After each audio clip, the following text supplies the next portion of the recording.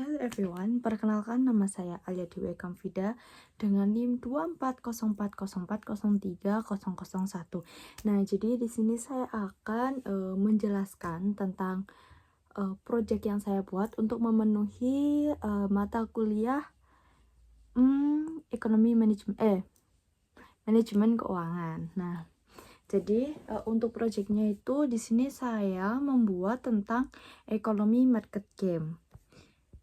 Nah, kalau di sini saya tuh membuat ekonomi market game itu seperti permainan monopoli yang biasa kita jumpai. Nah, jadi kalau permainan monopoli kan kita kayak di situ ada pasar juga kan. Kita ada jual beli, terus masuk penjara gitu-gitu kan. Kalau melakukan pelanggaran. Nah, sama seperti yang saya buat. Nah, nanti untuk ekonomi market game-nya akan saya tampilkan di sini. Nah, jadi ibarat ini udah ada ya. Jadi seperti ini. Nah, seperti ini kayak contoh monopolinya. Nanti biar besar di depan sini. Nah, lalu di sini saya akan menjelaskan untuk cara bermainnya.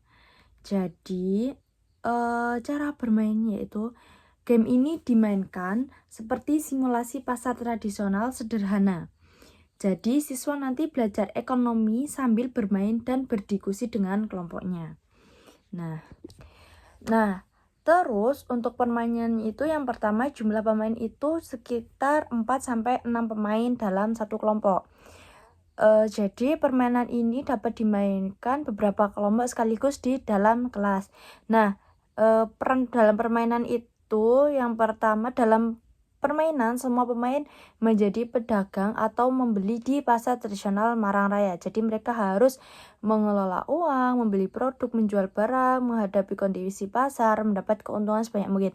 Jadi kalau teman-teman sudah lihat tadi kayak gambarnya itu di situ kan ada kartu tantangan, uang dan lain sebagainya. Nah, itu nantinya dibagi. Permainannya hampir sama seperti kayak permainan monopoli.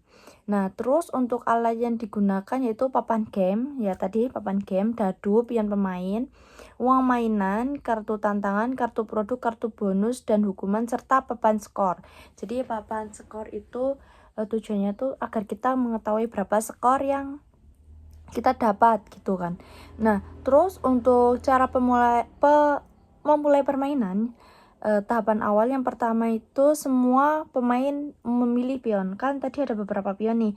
Jadi tiap pemain itu harus memilih pion.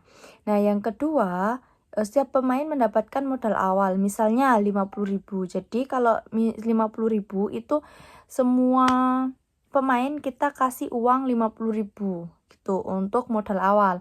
Nah, setelah itu semua pion pada kelompok itu kita taruh di start. Nah, setelah itu kita home pimpa atau switch, lalu lempar dadu berdasarkan urutan. Nah, untuk alur permainnya yang pertama, misal nih kita dapat dadu 4, berarti kita harus melangkah maju 4. Jadi 1, 2, 3, 4. Seperti pada permainan monopoli, seperti yang dari awal sudah saya katakan, permainan ini merupakan kayak seperti permainan monopoli gitu. Nah, terus yang kedua menjalankan instruksi kotak. Misal nih, kotak 1 mulai usaha apel. Jadi pemain itu membuka usaha apel Malang. Nah, terus keuntungannya itu berarti mendapatkan kartu produk apel dan bisa mulai berjualan. Jadi nanti bisa ngambil kartu produknya yang tadi, kalau teman-teman ingat ya di foto tadi. Nah, yang ketiga yaitu kotak ketiga adalah permintaan meningkat. Kalau itu artinya barang sedang banyak dicari pembeli. Jadi pemain bisa mengambil kartu tantangan dan bisa menaikkan harga produk serta dapat mendapatkan tambahan keuntungan. Nah, kalau di kotak ketiga ini jadi jadi siswa itu diminta belajar agar memahami antara jika permintaan itu naik, harga juga ikut naik gitu. Nah, yang kotak kelima yaitu tentang harga bahan baku naik. Nah, di sini tuh berarti biaya produksinya tuh meningkat. Jadi pemain harus membayar 10.000 atau menurunkan keuntungan. Nah, di kotak ini itu siswa bisa belajar tentang biaya produksi itu mempengaruhi harga jual barang. Nah, terus kota yang ke-9 yaitu susu batu diminati wisatawan. Nah, artinya itu produk itu sedang famous ya, populer gitu.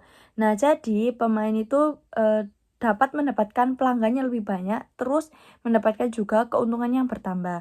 Nah, di kotak ke-14 itu kan ada tulisan penjualan menurun. Ada iklan, guys. Nah, penjualan menurun ini berarti pemain itu kehilangan pelanggan. Nah, akibatnya kalau mendapatkan kotak ke ini tidak boleh jalan satu putaran atau uang berkurang gitu. Nah, di situ kan juga ada kartu tantangan.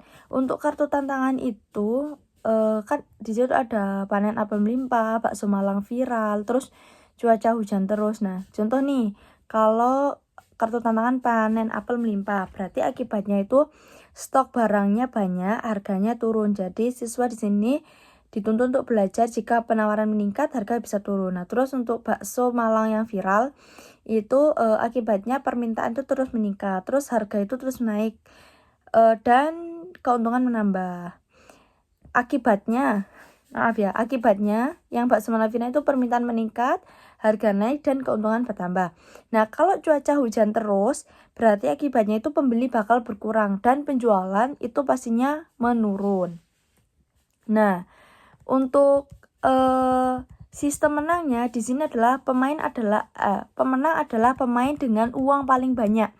Yang dimaksud adalah keuntungan terbesar saat permainan selesai. Kan nanti di situ kita ada jual beli barang.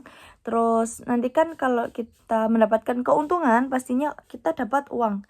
Kalau teman-teman ingat seperti permainan monopoli, sama untuk peraturan dan lain sebagainya sama, cuman ini kita kaitkan dan kalau kartunya juga kita kaitkan dengan keadaan ekonomi gitu. Nah, terus materi ekonomi yang dipelajari saat siswa bermain itu siswa dapat mempelajari tentang adanya permintaan, penawaran, keseimbangan harga, keuntungan dan kerugian, aktivitas pasar, dan strategi jual beli. Nah, untuk di dalam game ini juga ada nilai kearifan lokalnya.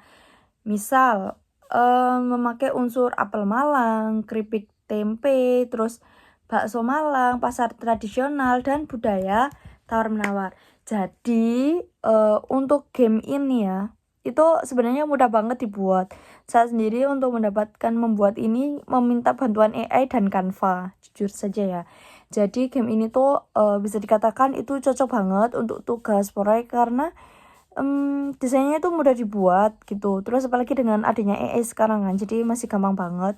Terus juga desainnya tuh menarik, jadi siswa itu nggak bosen gitu dan mudah paham. Karena kan kita konsep kayak permainan, jadi siswa nggak kerasa kalau itu lagi bermain, tapi mereka akan paham dari inti permainan tersebut gitu. Nah, terus ini juga termasuk permainan inovatif, terus menyangkut dengan kearifan lokal dan pastinya sesuai dengan kurikulum merdeka gitu. Nah, jadi itu saja mungkin yang dapat saya sampaikan, kurang lebihnya mohon maaf. See you next time.